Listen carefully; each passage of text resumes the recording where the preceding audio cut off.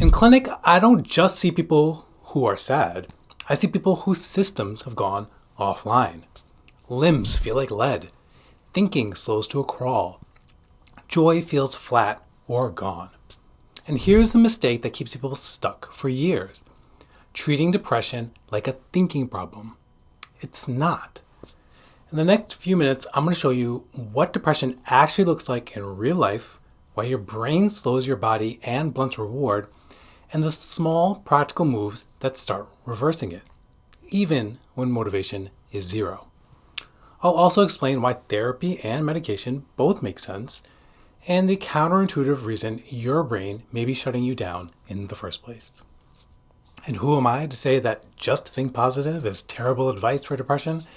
My name is Dr. Sulman Aziz Mirza, triple board certified in adult psychiatry, child and adolescent psychiatry, and addiction medicine. And well, if live, laugh, love cured depression, well, I'd be out of a job.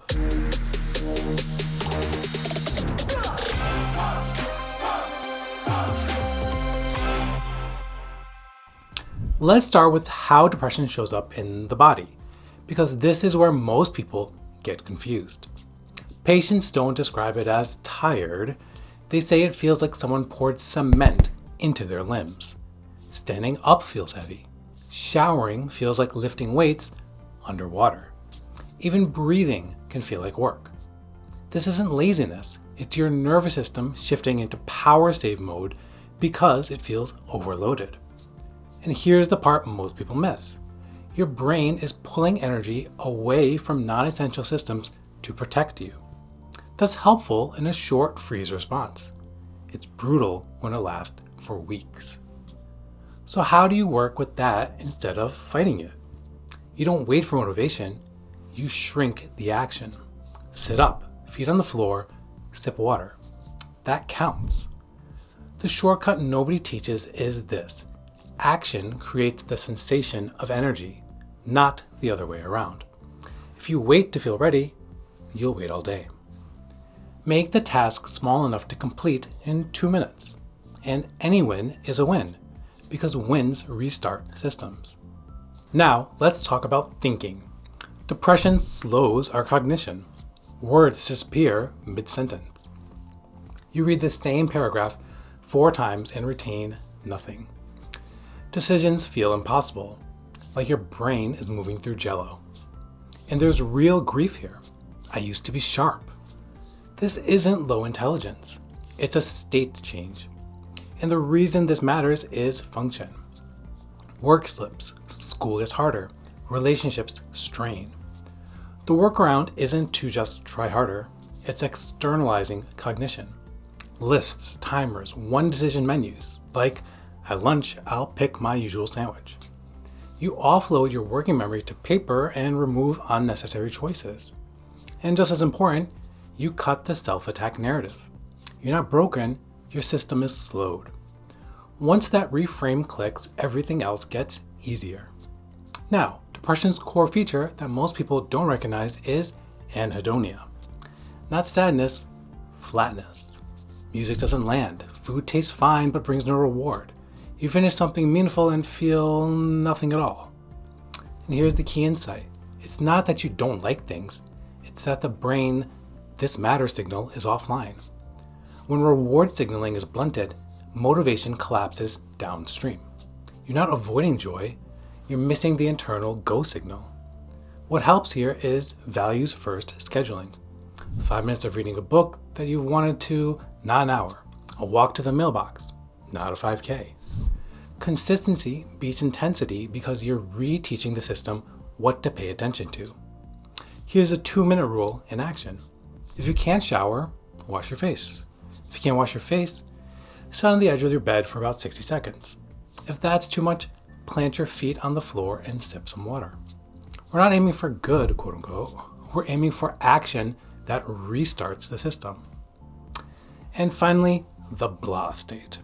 Not sad, just blah. Time slows, the future feels blank. The world feels two-dimensional, like the saturation got turned down. This is where people miss the diagnosis because there's no crying.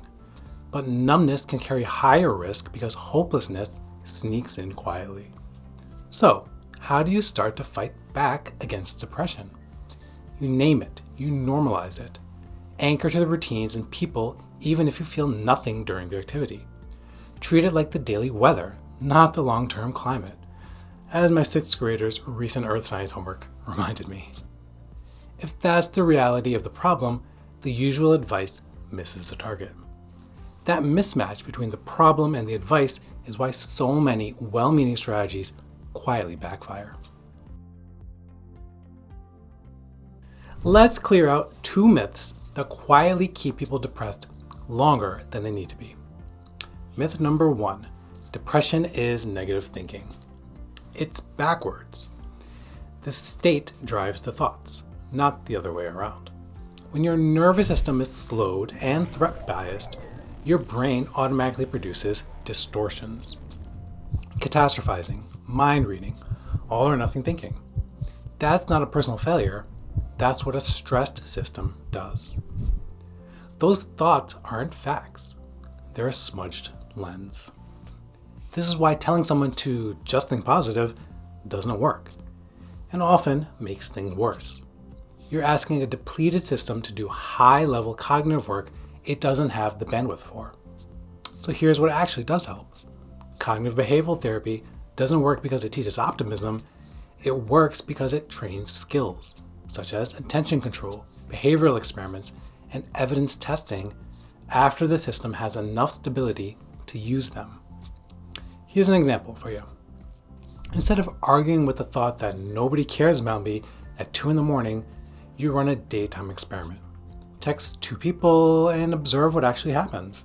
Chances are you'll get a response from one of them. That data will then beat the debate. And here's where most people sabotage themselves. They try to reason with their thoughts when their system is at its lowest. Go back to 2 a.m. Everything feels hopeless.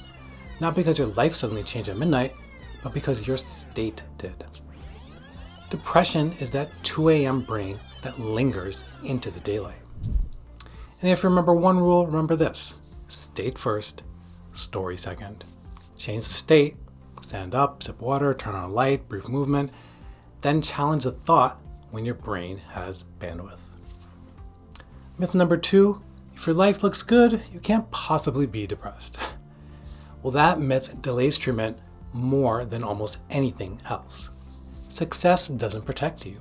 High-functioning people often mask impairment for months. Work output looks fine, but hygiene slips, sleep breaks, and social life disappears.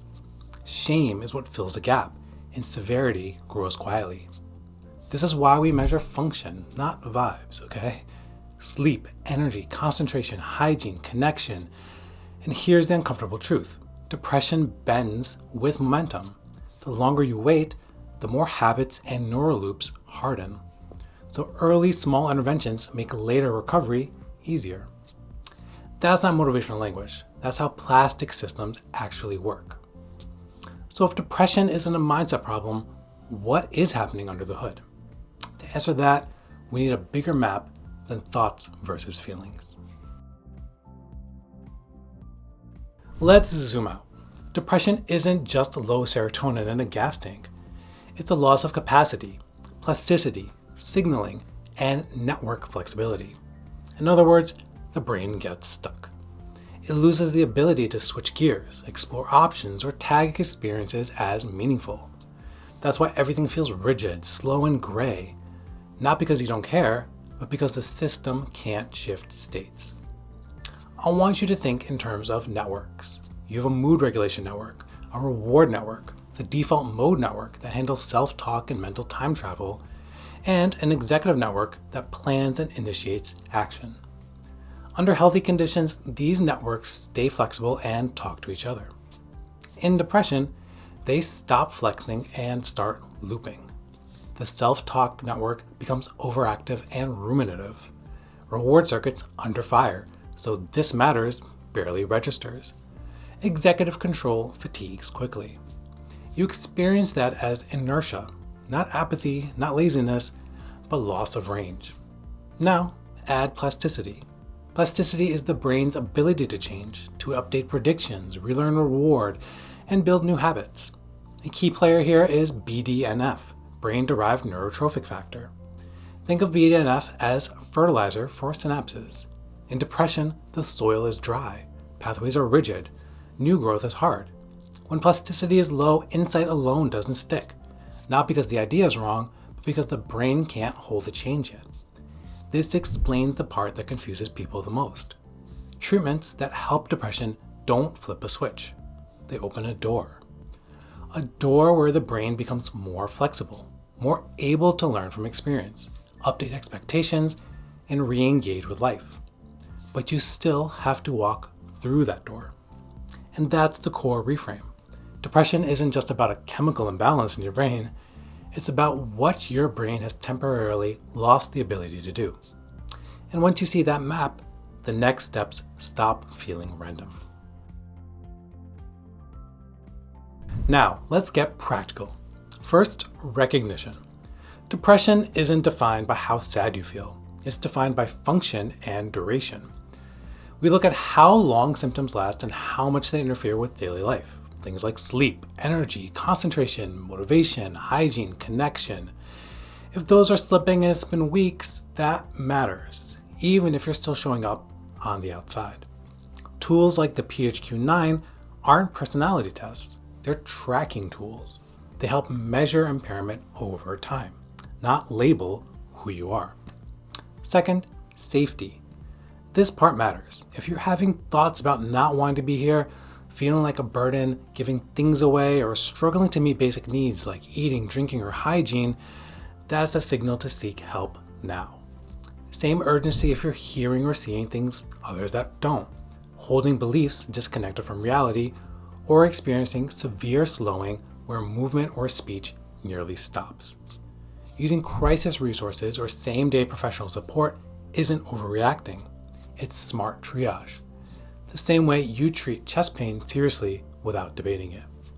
Now, let's get to what actually helps, using the map you already have. I want you to think in 3 lanes, often best combined. Lane 1, psychotherapy. Approaches like CBT, ACT, and interpersonal therapy don't just talk about feelings. They use repeated practice to retrain attention, behavior, and relationships. Skills plus reps, that's how systems change. Lane 2, medication. Medications like SSRIs, SNRIs, bupropion, mirtazapine are chosen based on your symptoms, side effect profile, and history. From moderate to severe depression, combined treatment consistently outperforms either alone. Lane 3, lifestyle as nervous system input. Regular sleep timing, morning light, consistent movement, reducing alcohol, cannabis, or other substances if you're dragging mood. These aren't moral choices, they're inputs. Small, consistent signals that support recovery. If first-line treatments haven't moved the needle enough, there are next steps. Options like TMS, ketamine, or ACT aren't failures, they're evidence-based tools for more severe or stuck cases. The goal is choice and fit, not toughness. Hold this as you move forward. Depression isn't who you are, it's what your nervous system is doing. Systems can change with the right inputs, and the earlier you act, the easier it is to bend the curve. If there's one thing I want you to leave with, it's this. Depression isn't a personal failure or a character flaw.